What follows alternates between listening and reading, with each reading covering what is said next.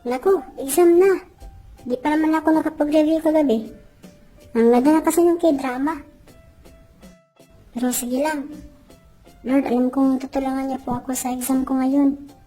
Sabi mo pa nga, kung mananalangin ka sa akin, tutugunin kita. So, alam ko pong bibigyan mo ako ng sagot sa exams ko. Naniniwala po ako sa inyo. Thank you, Lord. Amen. Wow! May pa-verse pa nga siya.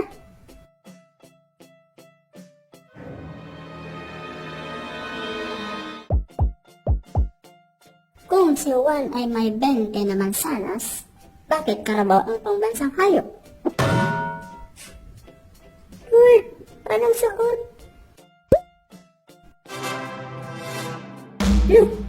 Lord, ba't ganito?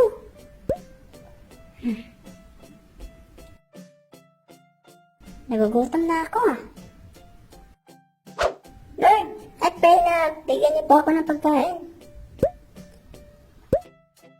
Ayon pa sa verse, diba, na kung kayo hihingi ng anuman sa Ama, ay ibibigay niya sa inyo sa aking pangalan.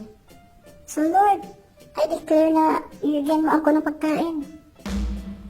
Marami pa nga lang verse. Ay wow, grabe siya. Angel, padahan mo nga. Yes, Lord. Huh? Delivery! Aba, ang bilis naman ang sagot mo, Lord.